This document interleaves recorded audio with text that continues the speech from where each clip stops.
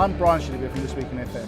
I'm here today with Yoav Zinger of Kiwi Power, and we're going to be talking about his company and, more importantly, about his views on demand-side response.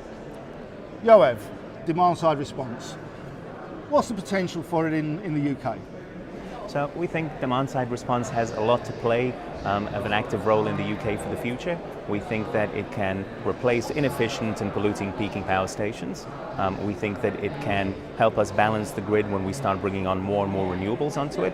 And we think that it can help customers really take control of their energy expenditure and energy policy. When you add it all up, we think that there's about 5 gigawatts at least of capacity available in the UK relatively easily. And we think that this can spread across tens of thousands of companies in the UK. And do you think that the capacity already exists, or is there an appetite for customers to put in the ability to provide electricity? Sure. One of the beautiful things about demand response is it's just using what we already have, and it's doing things slightly differently and having an outsized return for the effort we're putting in. So everybody already turns off lights at night. Everybody already turns down air conditioning. We're making minor adjustments throughout the rest of the day, which are imperceptible. We've done this across 1,000 sites. We know that it works. And just by tapping into the existing customer base and the existing things that people do today, we know we can unlock this potential. So when you say that, do you think that demand-side response or supplying into that market is open only to large companies? Traditionally, this has mostly been open towards the very large companies. So when you look at the way the grid has evolved, the very large steel companies, the very large aluminium smelters.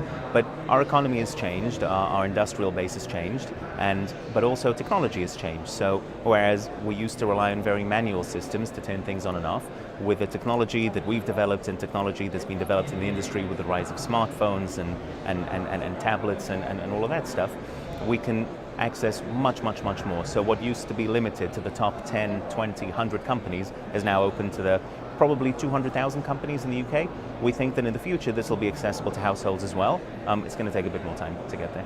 Yeah, okay, so tell me a little bit more about how companies would go about doing this.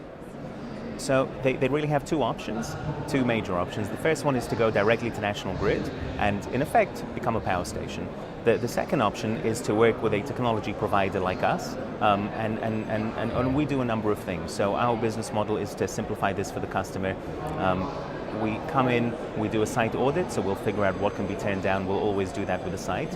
We'll put together our demand response strategy, which is to figure out what we can turn down without affecting process, and then we'll install all of our equipment, we'll get the software up and running, we'll do the training. Our model is to do this all at no cost. So we get paid by National Grid, and we only get paid if we can deliver the capacity. We aggregate up customers together and we make it optional. So if a customer signs up and then changes their mind, they're allowed to do it, there's no penalties. We're covering that risk, and we feel that's our job to do. Now, Kiwi Power, what do you see as your particular competitive advantage? I'd say it's a few things. So the first and the most important is really our technology. When we started Kiwi, we were buying off-the-shelf equipment, and what we found as we installed our 20th and 50th and 100th site is that a lot of the technology that exists today doesn't really work for the real-time, smart, cloud-based connected grid.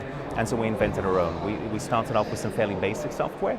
We moved on to some more advanced software. Today, everything we do, the entire technology stack, from the hardware to the software to the back end to the customer services, we've developed everything in-house. Half of our team are technology people. And by doing that, we've been able to reduce the cost dramatically, and we've been able to take this to a much larger customer base and internationally.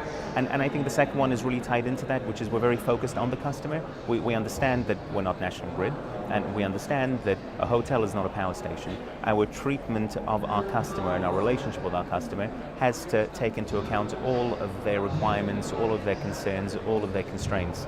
And if we can do that, we have happy customers, which thankfully we do. And we want to keep doing that. We invest an awful lot into customer relationship, and we'll continue to do. So again, Yoav, in terms of demand-side response, what are the biggest opportunities and what are the biggest barriers to the way you see the market developing? I think that the biggest opportunity we face today is the fact that customers really are waking up to accepting this as something that happens. They want to get more control of their energy spend. They want to get more environmentally conscious without spending too much money. And the fact that people can see this working is a huge opportunity for us. We have another slightly less positive opportunity, which is that our grid has some severe underinvestment. We're running at basically a 0% reserve margin, and the country really needs this, and we need to invest a lot of money to get the grid to work, and that represents a tremendous opportunity for us to do it. But it also represents the threat, because we find that the biggest threat to our business is regulation and the way that the government has set up the markets. We've managed to end up in a position where we haven't built a single new power station except for diesel, and more than 1.5 gigawatts of diesel farms so far. And the future isn't looking good, and we think that unless the government and National Grid step in to provide some leadership, we're going to find that consumers in the future will be subsidizing diesel and inefficient gas stations instead of smart grids and combined cycle large gas that we need. We think that that's a big existential threat that really needs to be addressed by government today. Yoav, I appreciate what you're saying, but the UK managed to run the power grid in the autumn for at least 1 week without the use of a single coal-fired power station. Doesn't that call into question what you're saying? You know, that's so great that we've done that. It's the second time or third time I think we have, which is awesome, because we can do it. Like, we can prove that we can run a grid without coal. What they don't report and what you don't read is that we have around 4 gigawatts, which is not a small amount, of coal power stations that are being subsidized outside the market today. National Grid is spending cumulatively around £300 million over the last couple of years paying to coal power stations to not run. They've taken them out of the market where they can't make money, and they're subsidizing them outside the market. So they still exist and they're still getting paid. And that's the real risk, because they're crowding out whatever else might come.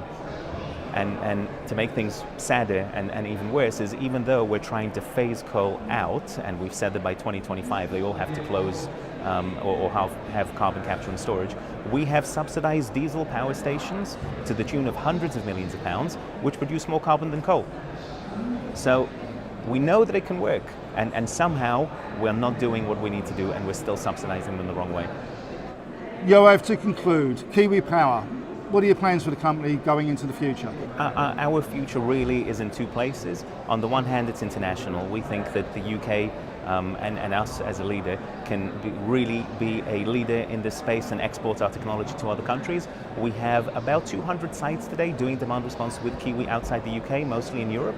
Our plan is to grow that to 10,000 across Europe and across the rest of the world as well.